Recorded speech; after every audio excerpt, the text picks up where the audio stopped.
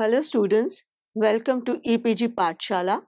I'm Dr. Saima Amin from Jamia Hamdard. Today we are going to talk on module Evaluation of Liquid Dosage Forms under the paper Pharmaceutical and Biological Analysis. After understanding the module related to this dosage form, the learning objectives will be the students will be able to understand the problems which are encountered in a liquid dosage form and how these problems are evaluated for a liquid dosage form. Coming to the introduction of this module related to liquid dosage forms, first of all, we need to understand what are the liquid dosage forms. These are the oral pharmaceuticals which are available in a liquid dosage form, and these liquid dosage forms include all the monophasic formulations such as solutions, syrups, aromatic water, elixirs, spirits, concentrates, and all these kind of monophasic formulations offer better patient compliance as they are more palatable and execute prompt effect. In a liquid dosage form, the molecules of the solute are dissolved uniformly into the solvent, and many of these are simply the solutions of medicament in water, alcohol, ether, glycerine, oil, or chloroform. Liquid dosage forms are generally formulated for geriatric or the pediatric patients. These dosage forms offer variety of advantages such as no dissolution time is required for such dosage form, and thereby rapid absorption is anticipated from the intestine or the stomach as compared to other kind of dosage forms. Therefore, these formulations are designed for the ailments where we require prompt efficacy, for example in case of pain and fever, but there are chances that the high plasma concentration level for drugs can be achieved from such a dosage form, which could be harmful also. Liquid formulations require various excipients in order to be available as a composition, and the excipients which are incorporated in these dosage form include the vehicle, solubilizer, stabilizer, and the viscosity modifiers or viscosity imparting agents also. At times, we need to incorporate preservatives also, sweeteners and colorants and flavorants also for the stability of the formulation and to provide, you can say, organoleptic properties to the formulations. The drug's physical and the chemical characteristics such as the solubility, pH stability, pK value of reactive functional groups are essential in order to choose the proper excipients. Since most of the liquid dosage forms are aqueous formulations, therefore, potable water is used as a vehicle for these compositions. As per United States Pharmacopoeia, the potable water configuration indicated in this pharmacopoeia states that the water must have the pH in the range of 5 to 7. The total organic carbon less than 500 parts per billion must be present. Then total bacteria count should not be more than 10 colony forming units per milliliter and must be pathogen free. But the level of endotoxin is not defined, as it is the requirement for this sterile water for injection or water for injection required for parenteral formulations. The conductivity and resistivity of the potable water should also be measured at variable temperature ranging from 0 degree to 40 degree centigrade. These dosage forms are intended for internal, external and parenteral administration, as we all know, and therefore can be supplied in multi-dose or as a single dose preparations. Usually, a metering device is supplied for a multi-dose container for oral liquid dosage forms, and the device is usually a spoon or a cup of volume of around 5 to 10 ml or an oral syringe or a suitable dropper also for ear drops. Some examples of oral dosage forms include ephedrine, elixir, codeine, lintis, and acid gentian mixture, orange flower water, cinnamon water, spiritus frumenti containing around 47 to 53% of alcohol and is prepared from the cereals. Mostly syrup, which denotes a solution containing high proportion of sugar or sucrose, is used as a vehicle for its sweetening and flavoring properties. For example, we have a blackcurrant syrup available, lemon syrup available as flavorant. Intravenously administered solutions include normal saline, ringer, lactate solution, and other categories also. For example, for external administrations, formulations like lidocaine, topical solution, or iodine solution are also applied on the skin. Evaluation of liquid dosage forms. The first evaluation parameter is uniformity of content. The content of active ingredient from the randomly picked 10 containers of a liquid dosage form is taken. The formulation complies with the test if the individual value of each container lies between 85 to 115% of the average value. The formulation fails to comply with the test if more than one individual value is outside the limits of 85 to 115% of the average value, or if any one individual value is outside the limits of 75 to 125% of the average value. If a single value is outside the limits of 85 to 115%, but within the limits of 75 to 125% of the average value, the test is repeated using another 20 containers taken randomly. The formulation complies with the test if in the total sample of 30 containers, not more than 3 individual values are outside the limits of 85 to 115%, and not more than one is outside the limits of 75 to 125% of the average value. The test is same in Indian Pharmacopoeia, British Pharmacopoeia, and United States Pharmacopoeia. Out of the different parameters which are required for quality assessment of such liquid dosage form, the one is the visual inspection, where for visual inspection of these liquid dosage forms, sign of physical instability is observed, which is indicated by either formation of lumps or flocules or sediments or crystals. A change in color may indicate chemical degradation or microbial contamination of such formulations also. With the visual examination or inspection, the ingredients and the final products are carefully examined for purity and the appearance. The physical evaluation for appearance is required for patient adherence also and compliance. Therefore, the formulation should be clear and free from any kind of precipitate. If the refractive index which is similar to the if the refractive index is similar to the refractive index of water, which is 1.33, and the percentage transmittance is above 90%, then we usually say that these liquid dosage forms are clear or transparent.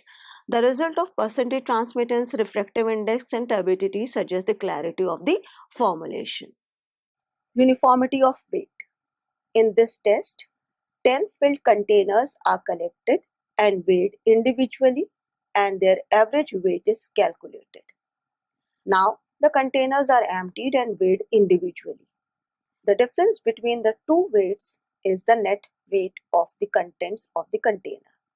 The average net weight of the contents of 10 containers should not be less than the labeled amount, and the net weight of the contents of any single container is not less than 91% and not more than 109% of the labeled amount, where the labeled amount is 50 gram or less. It is not less than 95.5% and not more than 104.5% of the labeled amount, where the label is more than 50 gram but not more than 100 gram.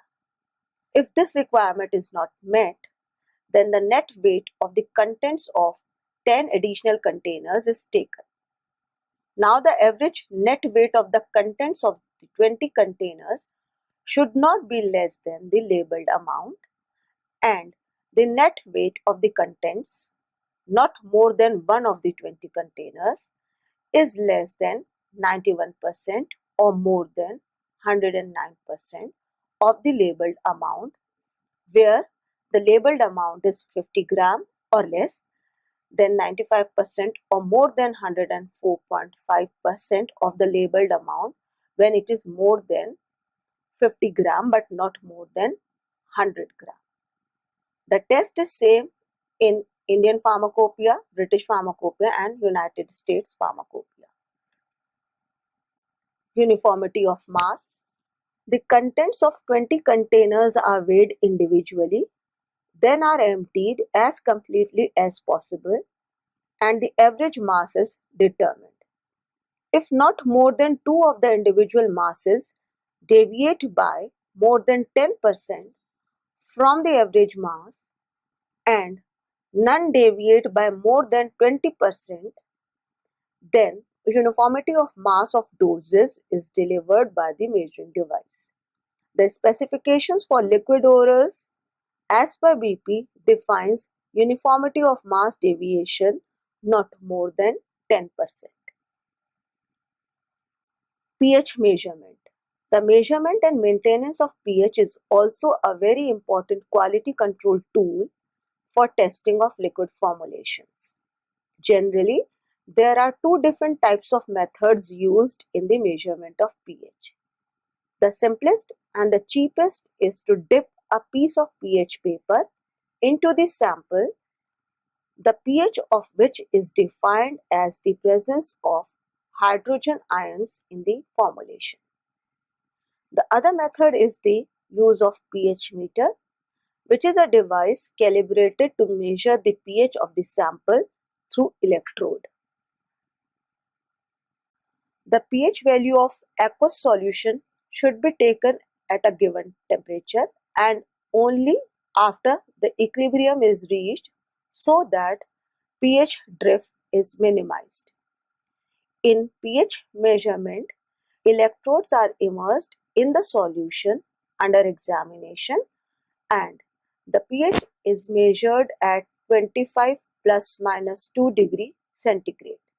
The ideal pH of a solution lies in the range of 2 to 7, where most of the drugs exhibit high solubility, leading to their prompt dissolution. Density. Specific gravity or density of a liquid dosage form is an important parameter. A decrease in density often indicates the presence of entrapped air within the dosage form. Density measurements at a given temperature should be made using well-mixed uniform liquid formulation. Density of a liquid formulation is determined using pycnometer or the density bottle. Density bottle is a round bottom flask kind of a bottle with a lid, and it can hold around 25 ml of the liquid for which density is to be determined. In pycnometer, a probe is there which is dipped into the sample holding the liquid solution, and automatically the density in terms of gram per ml is determined for the liquid composition. Viscosity. Viscosity is a property of liquids which is directly related to the resistance to flow. Viscosity measurements are important as for the quality control test in case of syrups and elixirs. Viscosity and consistency directly indicate the stability of the solution. Absolute viscosity, which is defined as the viscosity when all the specifications and parameters are defined, or the relative viscosity, which is determined in comparison to the standard sample. Both viscosities are determined for liquid dosage forms.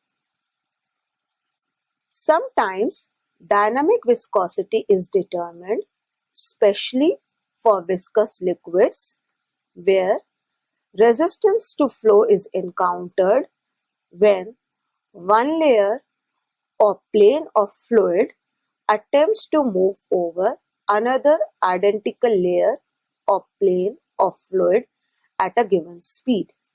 For viscosity measurement, Brookfield viscometer is the widely used apparatus which is shown here. This Brookfield viscometer is used to know the viscosity of liquid formulations. It has a spindle which rotates into the vessel holding the liquid solution, and the viscosity of that solution is depicted on the display unit in terms of centipoise or millipoise. Microbial evaluation. Microbial evaluation again is required especially for non-sterile liquid formulations because these are produced under non-aseptic processes and therefore are not expected to be totally free from microbial contamination. Therefore, these liquid compositions are tested for microbiological quality, and these monographs have been established in pharmacopoeia for this kind of evaluation. The major contaminant of non-sterile liquid dosage forms include bacteria, yeast, and molds. There are some oral liquid formulations in which microbiological contamination can present significant health hazards also. Microbial examination is performed by counting total viable aerobic microorganisms using the plate count method. And the media used for microbiological analysis include casein soybean digest medium, agar medium, nutrient broth medium, nutrient agar medium, mannitol salt agar medium, and the blood agar medium. For liquid samples like syrups, oral formulations, nasal drops, usually 10 ml of the product is diluted in a sterile buffered solution with the following composition. For example, containing peptone 1 gram per liter, potassium dihydrogen phosphate 3.7 gram per liter, disodium hydrogen phosphate 7.2 gram per liter, and sodium chloride 4.3 gram per liter.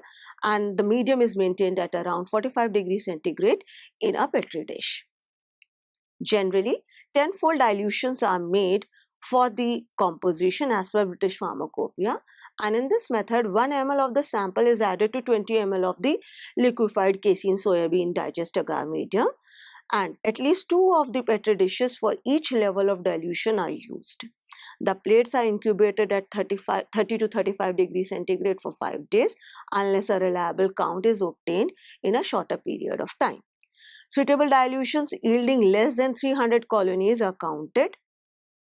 The arithmetic mean of the counts is taken and the number of colony forming units per gram or milliliter is calculated. While most of the procedures specify a sample volume equivalent to 1 gram, which is around 1 ml of the product, but the Salmonella test is the only case where we require volume around 10 ml or 10 gram.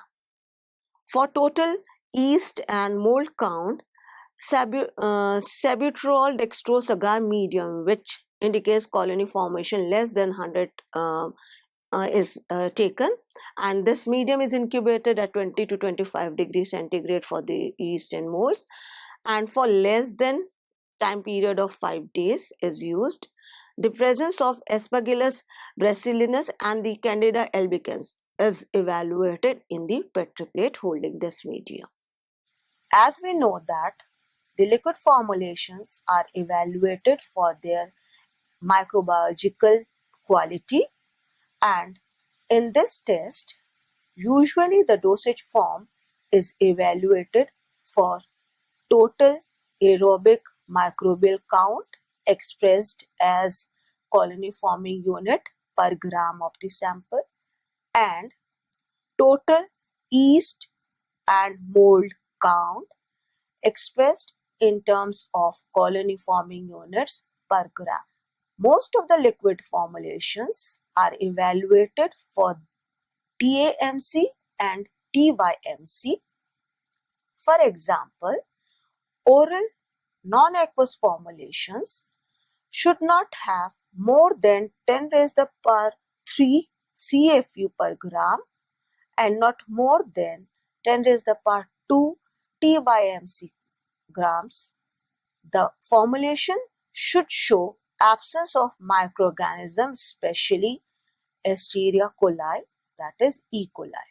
The other kind of oral formulation, including aqueous oral formulation, should not show higher than 10 raised to the power 2 CFU per gram for TAMC and not more than 10 raised to the power 1 CFU per gram for TYMC. This formulation again should not show presence of Escherichia coli or E. coli. The third kind of oral formulation, which includes spray products, also the mucosal products, should not show presence of TAMC not more than 10 raised to the power 2 CFU per gram and not more than 10 raised to the power 1 CFU per gram for TYMC. Again, there should be absence of microorganisms, especially Staphylococcus aureus and Pseudomonas aeruginosa in this kind of a product. Another category of oral liquid dosage form includes dental products, which are also called as gingival products. In these products, not more than 10 raised to the power 2 CFU per gram for TAMC and not more than 10 raised to the power 1 CFU per gram for TYMC should be there. This product also should show absence of microorganisms like Staphylococcus aureus or Pseudomonas aeruginosa. The last kind of oral formulation include the formulation which is to be instilled into the ear, and this formulation is also called as auricular. Here, the number of microorganisms present should not be more than 10 raised to the power 2 CFU per gram for TAMC and not more than 10 raised to the power 1 CFU per gram for TYMC. The formulation, that is eardrop, should show absence of microorganisms like Staphylococcus aureus and Pseudomonas aeruginosa. Stability testing. International Conference on Harmonization, that is ICH Q1A R2 as per Food Drug and Administration, that is FDA guidelines, which are followed for testing of liquid dosage form during a stability program. These guidelines indicate that the analysis for the product attributes that are susceptible to change during storage should be carried out, and the likely influence of these attributes on the product quality, safety, and efficacy should be judged properly. Therefore, parameters such as description of the composition, pH, water content, assay, and total count of aerobic microorganisms, yeast, and molds are analyzed. All these parameters are evaluated at 0, 1st, 2nd, 3rd, and 6th month intervals. The conditions under which these parameters are analyzed include: for accelerated stability study, 40 degrees centigrade plus minus 2 degrees centigrade at 75 plus minus 5% relative humidity, and for long-term stability, 5 degrees centigrade plus minus 3 degrees centigrade and 25 degrees centigrade plus minus 2 degrees centigrade, both temperatures at 60% plus minus 5% relative humidity. These two conditions are assessed for all the liquid dosage forms. The test is carried out in the same container as the final marketed product. After storage for a specific period, solutions with and without preservatives are analyzed for microbial contamination. Water activity. Water activity is the ratio of water vapor pressure in the product to vapor pressure of pure water at the same temperature. Water activity, which is denoted as AW, can be determined directly from the partial vapor pressure or dew point, or indirectly by determination of equilibrium relative humidity.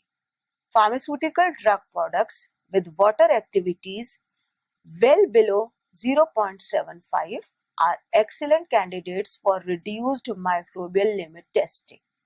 When formulating an aqueous oral or topical liquid dosage form, the candidate formulations should be evaluated for this water activity so that the drug product may be self-preserving if possible.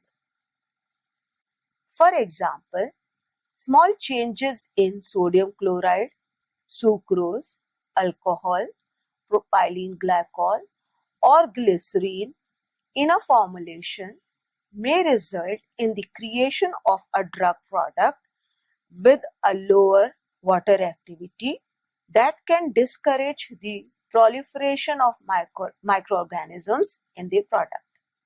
This is particularly valuable with a multiple use product that may be contaminated by the end user.